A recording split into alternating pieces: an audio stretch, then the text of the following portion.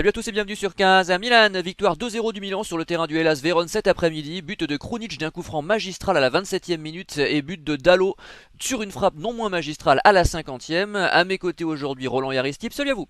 Roland, le Milan s'impose assez tranquillement finalement avec une équipe remaniée face à une opposition que je te laisse qualifier. C'est vrai que je suis assez surpris du résultat. Je pensais, en voyant les compositions, qu'on allait vraiment être en difficulté, surtout au vu de notre dynamique actuelle et du match de mercredi soir. Assez content de voir que finalement les remplaçants ont répondu présent, mais c'est vrai que je pense que le Hellas n'a pas du tout joué à son niveau. Alors certes, le Hellas n'est pas dans la course aux quatre premières places avec des champions, mais c'était une équipe qui avait des idées, qui était plaisante à voir jouer. C'est depuis un an et demi, ce qui changeait des saisons précédentes avec le Hellas, qui était un peu une équipe digne de l'Udinese et mercredi soir. Oui, j'ai toujours pas digéré ce match-là. Oui, ça j'ai bien Euh, compris, ouais. mais non, surpris du niveau du Hellas, et moi j'ai trouvé là une nouvelle fois que, un peu comme dimanche dernier, que l'état d'esprit était le bon de notre côté, surtout de la part des remplaçants. Il y avait beaucoup de seconds couteaux aujourd'hui qui ont été alignés en même temps. Et ils avaient beaucoup à montrer, je pense, parce qu'on ne les a pas assez vus. On s'est beaucoup reposé sur notre 11 de base et finalement assez peu sur les remplaçants. Et aujourd'hui, bah, les remplaçants ont fait le boulot. Donc, c'est le match piège un peu de. On a toujours du mal à jouer contre le Hellas au Bentegodi. Donc, aujourd'hui, ça nous a réussi et c'est tant mieux.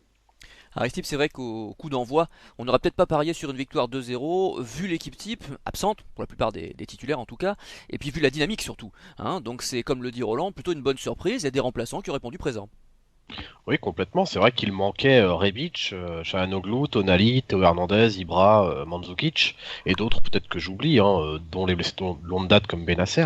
Donc c'est vrai que quand on voit l'équipe type, il y avait à peine la moitié des titulaires. Et effectivement, comme tu le dis, vu la forme actuelle, j'aurais presque signé pour un 0-0. D'autant que le Hellas, et là je rejoins un peu ce que dit Roland, le Hellas c'est quand même à domicile a fait vraiment très mal au gros cette saison et très dur à jouer. Et aujourd'hui, ils étaient mais vraiment en dessous de tout, quoi. Donc ils se sont mis un peu à notre niveau, ce qui était quand même, ce qui est une bonne chose parce que voilà, on n'aurait pas pu faire du grand football aujourd'hui. On peut pas dire que c'était le Brésil. On a quand même eu j'ai trouvé 10-15 premières minutes compliquées où le Hellas était quand même assez positionné assez haut sur le terrain et récupérait les ballons assez haut. On a eu du mal à se mettre en jambe les 15 premières minutes. Après on a réussi à faire autre chose que des grandes passes vers l'avant, des grandes chandelles sur les AO. Et dès qu'on a commencé à essayer de jouer un petit peu plus au foot, en essayant notamment de faire des passes, disons dans l'axe à rater, et bah tout de suite ça a payé puisque j'ai envie de dire la première passe à rater, la première combinaison, c'est Krunic qui obtient la faute et qui donne lieu à ce magnifique coup franc à la 27e.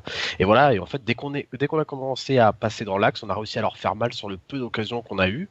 Et puis voilà, faut saluer aussi la prestation, comme tu le dis, et comme Roland l'a aussi souligné, des remplaçants aujourd'hui qui ont fait le travail. D'autant plus qu'on prend pas de but et que je trouve que défensivement, on a fait quand même pas mal le taf et que la ligne des quatre défenseurs a vraiment été bonne aujourd'hui. Bah, c'est vrai que si je regarde, je crois qu'il y a juste le sauvetage de Kronic sur la ligne à la 87e, sur le coup de tête de Oui, Faraoni, sinon on n'a pas été inquiété. Mais même d'ailleurs, même pire que ça, en réalité, en dehors des buts et de ce fait de jeu que je viens de rappeler, il y a le bon centre de Calabrias pour Léao, dont la tête passe au-dessus à la 15e, et c'est tout. En termes d'occasion franche, Roland, il s'est pas passé grand-chose finalement. Oui, c'est vrai que c'était pas le match du siècle de ce point de vue-là. En tout cas, il n'y avait pas beaucoup d'occasions.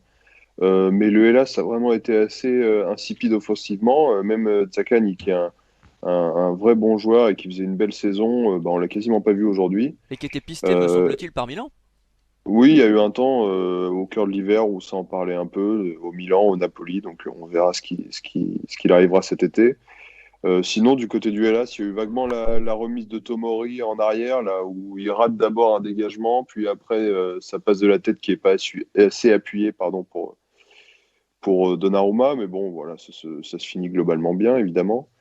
Mais voilà, très peu d'occasions de part et d'autre, et finalement un match assez en contrôle. Et c'est vrai que je trouve que c'est quelque chose qui nous manque parfois, c'est un peu ce sentiment de contrôler le match. Bon, alors le but de Krunic nous met sur une bonne dynamique, bien sûr. Le but de Dalot dès le retour des vestiaires permet de prendre de l'avance pour de bon. Mais c'est vrai que la deuxième période, finalement, j'ai trouvé qu'on l'a vécu assez sereinement. Même à la fin, lorsque le Hellas s'est un peu réveillé, j'avais pas l'impression qu'on pouvait être embêté. Donc vraiment assez satisfait de la façon dont s'est déroulée cette rencontre. Et effectivement, vous disiez juste avant que c'était bien qu'on n'ait pas pris de but. Si je me trompe pas, ça doit être depuis la victoire contre Cloton et début février qu'on avait. Ouais, le 4-0, ouais. C'était ouais, le 4-0 et depuis on avait pris au moins un but à chaque match. Donc là, voilà, c'est bien d'avoir à nouveau un match sans but encaissé. Aristide, as-tu quelque chose à ajouter? Non, non, non, pas du tout. Pour une Eh fois, ben, non. dans ce cas, donne-nous ton homme du match, s'il te plaît. Là, j'en ai deux. J'ai eu du mal à me décider. Deux hommes du match? Est-ce que je peux en citer deux ou je dois en choisir un Ah bah forcément? normalement, ce sont les règles de Ouais, c'est Nico, hein, vrai. on va préciser Non, pour c'est les vrai. auditeurs, c'est lui qui nous a conseillé, recommandé ces règles pour changer un petit peu, puis éviter les redondances liées au top et flop, on se répétait sans arrêt. Non mais tu peux parler de bonnes surprises après si tu veux. Dans un Ouais, c'est premier vrai. temps, quel est le meilleur joueur Binadet d'après toi? Ah, j'hésite. Allez, je vais mettre Romagnoli. Oh là Du là coup, là là je là le dis, là. j'ai. Ah ouais, bah ouais, tout est Il va possible, hein. neiger, il va Ah neiger. bon? Ah Bah, bon? moi, j'ai bien aimé Romagnoli sur ce match. Je trouve qu'il a eu très peu de choses à faire, mais le Ouais. peu qu'il l'a fait, il l'a très bien fait, notamment une belle interception à la 41e, alors que notre milieu s'était fait trouer, et de bonnes interceptions aussi à la 72e et 75e, j'ai noté. Voilà, donc, alors ça n'a pas été le plus impressionnant, en effet, parce que finalement, il n'y a pas eu énormément de choses à faire, mais je trouve que le peu qu'il avait fait, il l'a bien fait.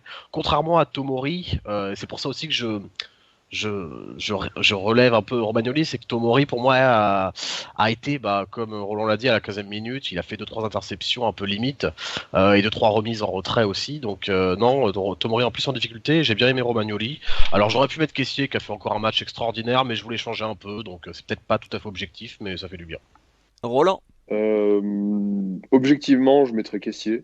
Alors c'est vrai que Romagnoli, ça m'a pas traversé l'esprit, mais bon, pourquoi pas. Mais finalement, je vais mettre Krunic. Parce que Il n'y a pas que le but en effet, ouais, tu as raison de le dire. parce Ouais, qu'il c'est n'y a vrai. pas que le but. Alors déjà, le but, il l'obtient lui. Ah ouais. Enfin, le but, C'est vrai. le coup franc, il l'obtient lui à la 27e là. Alors que bon, faut dire ce qui est. Il envoie son ballon en sortie de but. Heureusement que le défenseur le tacle un peu à la Desperado là. Donc carton jaune, coup franc, tant mieux. Le coup franc est superbement exécuté. Et puis même en fin de rencontre, hein, il est au premier poteau sur un corner du Hellas et c'est lui qui sort la balle. Et c'est quelque chose assez notable puisque, je ne sais pas si vous avez remarqué, Mm, mais depuis quelques années, les gardiens qui mettent des joueurs au premier poteau sur les corners, il n'y en a plus beaucoup. Et c'est vrai. donc là, c'était bien pour une fois d'avoir un joueur au premier poteau. C'était le rôle Et de en dehors de Pirlo à ça, l'époque. oui, c'est vrai. Et en dehors de ça, sur Krunic, j'ai bien aimé son match parce que on le voit quand même beaucoup plus à l'aise lorsqu'il est plus haut sur le terrain. Quand il joue à deux, quand il a joué parfois à deux au milieu avec Kessié, enfin dans ce milieu-là, c'était toujours beaucoup plus compliqué pour lui. Et c'est vrai que lorsqu'il joue plus haut, on l'avait déjà vu en début de saison en Europa League ou parfois les autres saisons, l'an passé, quand on avait notre 4-3-3 insipide, quand il rentrait pour jouer sur l'aile, c'était toujours mieux que quand il était au milieu de terrain. Et là, à nouveau, j'ai trouvé intéressant. Je trouve qu'il avait des bonnes idées dans l'orientation du jeu. Alors bon, on se contente de peu hein, sur ce match-là, bien sûr. Mais en tout cas, voilà, il nous met sur de bons rails avec un super coup franc. Ça doit faire autant de buts sur coup franc direct que Çalhanoğlu depuis 2017. Et à part ça, non, j'ai bien aimé globalement son match. Donc je suis content pour une fois de souligner son apport. Mais tu me mets le doute, Çalhanoğlu, on a mis un ou deux? Il me semble que c'est deux, hein. Oui, j'ai été mauvaise langue. Il doit y en avoir deux et même un troisième dévié par le mur ou quelque chose comme ça. Ah, il y en a carrément trois. Enfin, dévié par le mur, tu dis, ouais, d'accord. J'en avais deux en tête là. Je sais pas si les deux sont en championnat, il doit y en avoir en Europa League à vérifier. Mais c'est vrai que pour l'immense tireur de coups francs qu'on nous avait vendu, c'est bien peu. Bon, bah, nous passe à la bonne surprise alors, Aristide, tu peux y aller. Bah du coup j'en ai deux aussi, mais je vais en choisir une. C'est pas vrai. Incorrigible. C'est plus fort que moi. C'est plus fort que moi. Une bonne surprise. Du coup, j'aurais pu mettre Krunic parce que c'est vrai que je l'ai trouvé très à l'aise. Il obtient effectivement la faute. Même son jeu, je trouve, en numéro 10, c'est plus simple que celui d'Hakan Çalhanoğlu parce qu'il joue simplement en remisant une touche à droite, à gauche, derrière. Et je trouve qu'il fait en tout cas, il faisait vraiment naturellement 10 sur ce match, ce qui était assez surprenant. Mais du coup, ma vraie surprise, c'est plutôt Meïté. Parce que Meïté, j'en attendais vraiment rien sur ce match, et je trouve il a pour une fois, enfin pour une fois, j'ai envie de dire, il a pas fait honte à côté de Caissier. On rappelle que Donc Roland est un grand fan du joueur, hein. Ouais, moi non plus, je suis pas non plus grand fan de Meïté. Hein. Pour moi, il est clairement quatrième position au milieu de terrain. Mais aujourd'hui, je trouve qu'il a pas fait tâche. Et même mieux que ça, hein, c'est un euphémisme parce que je trouve qu'il a fait vraiment un bon match, des bonnes remises, des bonnes interceptions. Et si on en parlait au début du match, mais si le Hellas a été aussi inoffensif et aussi, j'ai envie de dire, si on a maîtrisé autant le match, notamment en deuxième mi-temps, c'est surtout grâce à Kessié, mais aussi à Meïté. Alors Roland. Bah écoute, moi j'ai le même choix que qu'Aristip. C'est vrai que j'ai bien aimé, enfin j'ai été surpris plutôt du match de Meïté qui a été plutôt correct, avec des bonnes idées, avec un bon positionnement. On le voyait même assez en avant, avec l'envie de d'amener un peu de surnombre sur le côté parfois. Donc j'ai trouvé ça intéressant. Et puis il y a même un moment où il s'est permis d'enchaîner roulette plus frappe à 30 mètres. Ouais. Comme quoi le rêve n'est interdit à personne. Et moi je trouve ça beau. Voilà. Passons à la déception Aristip. Au niveau de la déception, bon, j'ai pas trop hésité, je l'ai mis. Alors j'en attendais pas grand-chose à ce poste, c'est toujours pas un poste pour lui, mais c'est vrai Léo. que Léao, Ah je le ouais, savais. bah Léao, c'est vrai que bon, moi je suis pas du style à cracher sur lui parce que je trouve qu'il fait quand même de bonnes choses, mais c'est vrai que là aujourd'hui, bon, à part sa fin de corps effectivement sur le deuxième but où il laisse le ballon à Dalot qui envoie une super frappe dans la lucarne, mais le reste, il a pas été, il a été assez inexistant. Effectivement, à la 15 ou 17e minute, bon, il tire. Moi, je pense qu'il a raison de tirer parce qu'il n'y avait pas grand-chose à faire. Après, il a un peu arrêté. Et je suis surtout, enfin, sa première mi-temps est pas si mauvaise que ça finalement, même s'il y a quand même pas mal de déchets. Mais j'ai envie de dire, bon, quand t'as Selmakers, Krunic, Castillero autour, on va pas s'attendre à des caviars non plus, quoi. Mais c'est sa deuxième mi-temps, moi, Le me centre fait de entrer ce Calabria c'est joueur pas dans mal le. quand même, hein. Oh, alors voilà, à part le centre de Calabria où effectivement il est quasiment tout seul, on va dire, et puis il Ah, il doit cadre pas sa cadrer. tête. C'est Ouais, il doit obligatoire de cadrer. cadrer pour un joueur C'est vrai. professionnel, il a pas le choix là. Non, non, c'est vrai, même si c'est pas son poste, même s'il est pas bon de la tête, il est quand même à 6 mètres, le centre est superbe, il doit cadrer, mais à part ça, justement, bon, voilà, à part ça, il rate pas grand-chose, mais en seconde mi-temps, le problème c'est qu'il propose plus rien du tout, et ouais, aujourd'hui, il a pas, alors Castillero et ou Selmakers, enfin surtout Castillero, par exemple, n'a pas été 100 fois meilleur, hein, évidemment, mais c'est vrai que Léao, il a vraiment, en deuxième mi-temps, en fait, il a rendu les armes en deuxième mi-temps, c'est ça qui m'a fait, qui m'a un peu énervé, et qui me fait mettre dans le flop, quoi. Ça correspond à sa personnalité, ça correspond à ce qu'on sait de lui, hein. Moi je suis pas totalement surpris. Après je suis d'accord avec le fait qu'il joue pas à son poste et qu'il est capable de bien mieux, bien évidemment. Mais on sait tous que mentalement, c'est pas lui qui va Ouais, galvaniser les troupes, c'est pas lui qui va permettre à l'équipe de relever la tête. Il suivra le mouvement. C'est un mouton, c'est pas quelqu'un qui va c'est sûr. transfigurer, transporter tout ça, les troupes, hein. Roland.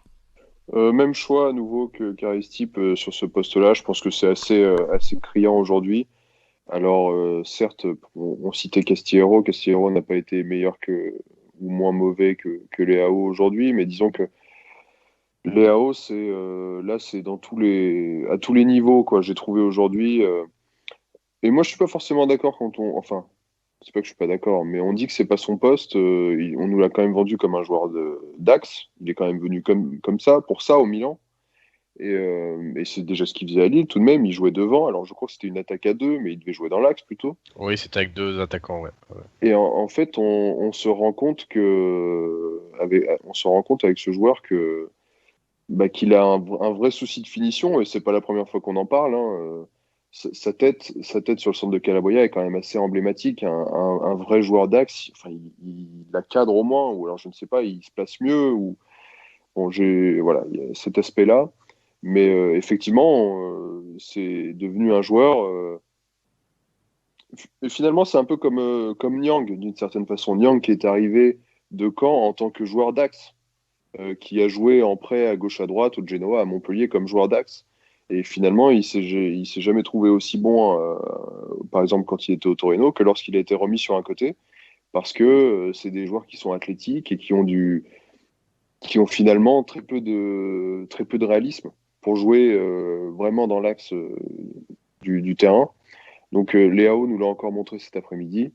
Et moi, c'est vraiment, en plus de ça, sa deuxième période, où là, on retrouve le Léao de l'an passé, qui donne l'impression d'en avoir rien à faire, qui ne se donne pas à fond, qui a l'impression de ne pas être concerné par ce qui se passe.